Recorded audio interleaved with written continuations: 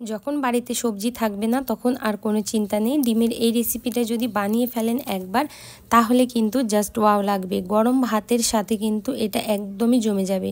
সাথে আপনারা এটা রুটি পরোটা দিয়েও খেতে পারেন। পুরো ভিডিওটা অবশ্যই দেখবেন। ডিমের রেসিপিটা আপনাদের কেমন লাগলো আমায় জানাতে ভুলবেন না। সবার প্রথমে এখানে আমি 5টা ডিম সিদ্ধ করে নিয়েছি। এবার আমি এরকম সুতো দিয়ে ডিমটাকে কেটে নেব। সুতো দিয়ে কাটার একটাই কারণ যে ডিমটা কিন্তু একদমই পারফেক্টভাবে কাটবে। আর যদি আপনারা ছুরি দিয়ে কাটেন তাহলে দেখবে যে কুসুমটা একটু ভেঙে যাওয়ার ভয় থাকে, কিন্তু সুতো দিয়ে কাটলে কিন্তু একদমই পারফেক্ট হয়। তো চলুন বন্ধুরা, সবার প্রথমে আমি সবকটা ডিম সুতো দিয়ে কেটে নিয়ে তারপর আমি আপনাদেরকে দেখাচ্ছি। তো এক এক করে শুধুমাত্র সুতোটা ধরে এইভাবে টেনে দিলেই কিন্তু দেখবেন কি সুন্দরভাবে পারফেক্ট ডিমটা কাটা হয়ে যায়।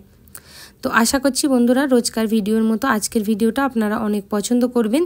আর একদমই নতুন নতুন রেসিপি আমার চ্যানেলে কিন্তু আপনারা পেয়ে যাবেন। সেই জন্য কিন্তু অবশ্যই আমার চ্যানেলটাকে ফলো করে রাখবেন। আর ফেসবুক পেজ থেকে দেখলে পেজটাকে অবশ্যই ফলো করে নেবেন। সবগুলো ডিম কিন্তু এখানে কাটা হয়ে গেল। এবার ডিমগুলোকে ম্যারিনেট করব। সেই জন্য আমি ওপর থেকে হালকা পরিমাণে নুন দিয়ে দেবো। আর তার সাথে আমি দিয়ে দেবো হচ্ছে এখানে হালকা পরিমাণে হলুদের গুঁড়ো। আপনারা চাইলে এখানে লাল লঙ্কার গুঁড়ো সামান্য পরিমাণ দিতে পারেন। এটা টোটালি অপশনাল, যদি আপনাদের পছন্দ থাকে আপনারা দেবেন, না থাকলে আপনারা নাও দিতে পারেন। তো ডিমটার ওপর খুবই হালকা হাতে আমি কিন্তু নুন আর হলুদগুলোকে একটুখানি এরকমভাবে লাগিয়ে লাগিয়ে দেবো, যাতে ডিমটার মধ্যে মশলাগুলো লেগে যায় আর কুসুমগুলো যাতে খুলেও না যায়। সেই জন্য সাবধানের সাথে একটু এই কাজটা আপনারা করে ফেলবেন। যখন দেখবেন ডিমের মধ্যে সব মশলাগুলোকে মাখানো হয়ে গেছে, তখন অপর দিকে একটা কড়াই গরম আগে থেকেই বসিয়ে দেবেন। আর দিয়ে দিতে হবে এর মধ্যে 2 চামচ মতো সরষের তেল। তেলটা যখন খুব ভালোভাবে গরম হয়ে যাবে, তেলটাকে একটুখানি হালকা করে কড়াইয়ের মধ্যে ছড়িয়ে দিতে হবে, যাতে ডিমটা ভাজার সময় আর কড়াই কোনো দিকে লেগে না যায়। সেই জন্য ডিমটাকে ঠিক এরকম উল্টো দিক করে এক এক ডিমটা আপনাদেরকে দিয়ে দিতে হবে তেলের মধ্যে। এমনভাবে দেবেন যাতে সবকটা ডিম তেলের মধ্যেও থাকে আর কুসুমটা কোনোভাবে খুলে না যায়। যদি আপনারা এইভাবে দেন তাহলে ভাজা হয়ে গেলে কিন্তু কুসুমটা একটু বেশি সিকিউর হয়ে যাবে আর ডিম থেকে কিন্তু একদমই খুলে যাবে না। তো এই পদ্ধতিটা অবশ্যই একবার বাড়িতে তৈরি করে দেখবেন। এরকম করে ডিম রান্না করবেন, প্রচুর ভালো লাগবে। যারা খাওয়া পছন্দ করেন না তারাও ঠিক এইভাবে একবার রেসিপি করে খাওয়াবেন, দেখবেন তাদেরও খুব পছন্দ হবে। ডিমগুলো প্রায় 30 সেকেন্ড মতো একদিকে হাই ফ্লেমে ভাজা হয়ে গেলে সঙ্গে সঙ্গে কিন্তু এগুলোকে উল্টিয়ে পাল্টে দিতে হবে খুবই হালকা হাতে। দেখুন ডিমের কুসুমটা কিন্তু খোলার কোনো রকম আর কোনো ভয় নেই। তো এইভাবে হালকা করে আপনাদের উল্টিয়ে পাল্টে ডিমগুলোকে সব ভাজা করে নিতে হবে। ডিমগুলো সব ভাজা হয়ে গেলে অপর দিকটাও 30 সেকেন্ড মতো ভেজে নিয়েছি। এবার ডিমগুলোকে আলাদা একটা প্লেটের মধ্যে তুলে নেব। সবগুলো ডিম ঠিক আমি একইভাবে তুলে নেব প্লেটের মধ্যে খুবই হালকা হাতে, যাতে ডিমের কুসুমগুলো খুলে না যায়, সেটা অবশ্যই একটু মাথায় রাখবেন। দিয়ে এবারে সব ডিমগুলো তোলা হয়ে গেলে ওই তেলের মধ্যেই কিন্তু আমাদের দিয়ে দিতে হবে খুবই সামান্য পরিমাণে চীনাবাদাম। এখানে আমি দেখুন একদমই অল্প পরিমাণ চীনাবাদাম নিয়েছি। যদি আপনাদের কাছে ভাজা বাদামটা থাকে তাহলে কিন্তু পরে ব্যবহার করবেন। আর যদি আপনারা কাঁচা বাদামটা ব্যবহার করেন তাহলে কিন্তু প্রথমেই তেলের মধ্যে একটু দিয়ে নাড়িয়ে চাড়িয়ে ভাজা করে নিতে হবে।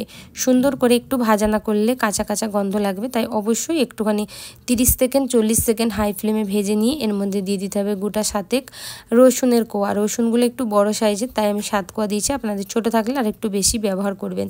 যেহেতু 5টা ডিমের এখানে দেখাচ্ছি, সেই জন্য সেই অনুযায়ী আপনাদের যদি ডিমের কোয়ান্টিটিটা বেশি হয় আপনারা এই কোয়ান্টিটিগুলো বাড়িয়ে নেবেন। রসুন আর বাদামটা একটু ভেজে এবার এর মধ্যে দিয়ে দিচ্ছি 3টে মিডিয়াম সাইজের পেঁয়াজ। পেঁয়াজগুলোকেও ঠিক একটু নেড়েচেড়ে ভেজে এরকম হালকা কালার পিঙ্ক আসা পর্যন্ত ভেজে নিতে হবে। তো পেঁয়াজটাও ভাজা হয়ে গেলে এবার আমাদের একটা মিক্সিং জারের মধ্যে সব পেঁয়াজ বাদাম আর রসুন ভাজাটাকে তুলে নিতে হবে। তুলে নিয়ে সামান্য পরিমাণে জল দিয়ে একদমই একটা মিহি পেস্ট তৈরি করে ফেলতে হবে। মিহি পেস্ট তৈরি করে নিয়ে চলে আসছি, চলুন। পেস্ট তৈরি হয়ে গেছে। একটা এরকম টিফিন বক্স নিয়েছি। টিফিন বক্সের মধ্যে আমি পুরোপুরি পেস্টটাকে এবারে ঢেলে দেবো। আর মিক্সিং জারের গায়ের মধ্যে যে মশলাটা লেগে আছে সেটাকেও কিন্তু সামান্য পরিমাণে জল দিয়ে আমি ঢেলে দেবো। এবার এর মধ্যে দিতে হবে সামান্য পরিমাণে নুন, 1/2 চামচ হলুদ গুঁড়ো আর তার সাথে 1/2 চামচ মতো লাল লঙ্কার গুঁড়ো। আপনারা যদি গুঁড়ো লঙ্কাটা পছন্দ না করেন তাহলে পেঁয়াজের মধ্যে কাঁচা লঙ্কা বেটেও কিন্তু দিতে পারেন। দিয়ে এটাকে খুব ভালোভাবে নাড়াচাড়া করে একদম 1 ফোঁটা মতো তেল দিয়ে দিচ্ছি, সরষের তেল। দিয়ে এটা ভালো করে মিশিয়ে নিয়ে এবার ডিমগুলোকে এক এক করে আমাদের এর মধ্যে দিয়ে দিতে হবে। ডিমগুলোকে একটু ডুবিয়ে ডুবিয়ে দিতে হবে মশলার মধ্যে, ওপর নিচে ভালো করে ডিমগুলোর মধ্যে মশলা মাখিয়ে আপনাদের দিতে হবে। তো একটু একটু মশলাগুলো আমি ওপর থেকে তুলে তুলে ডিমের ওপরে ভালো করে লাগিয়ে নিচ্ছি। তো তো এইভাবে যখন ডিমটাকে পুরোপুরি মাখানো হয়ে যাবে তখন ওপর থেকে একটু কাঁচা সর্ষের তেল দিয়ে দিতে হবে। কাঁচা সর্ষের তেল দিলেই কিন্তু রেসিপিটা খুবই ভালো হয়। এখানে 1.5 চামচ মতো সর্ষের তেল দিয়েছি। ওপর থেকে দিয়ে দেবো চেরা কাঁচা লঙ্কা, দিয়ে এটাকে ঢাকা দিয়ে এটাকে আমি এবার স্টিম করে নেবো। একটা কড়াইয়ের মধ্যে স্ট্যান্ড বসিয়ে দিয়েছি আর সাথে জল দিয়ে দিয়েছি।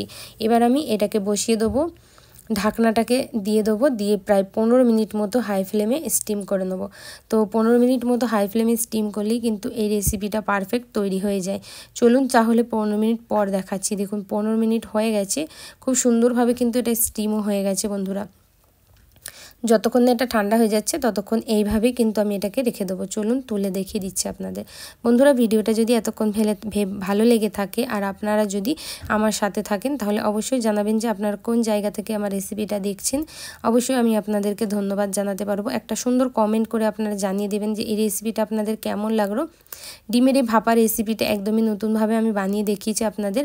আশা করছি অনেক ভালো লাগবে। ভালো লাগলে এইভাবেই আমার পাশে থাকবেন, ছোট্ট চ্যানেলটাকে সাবস্ক্রাইব করবেন। ফেসবুক পেজ থেকে দেখলে পেজটাকে অবশ্যই আপনারা ফলো করে নেবেন। পুরো ভিডিওটা দেখার জন্য আপনাদেরকে অসংখ্য ধন্যবাদ। ভালো থাকবেন আর সুস্থ থাকবেন।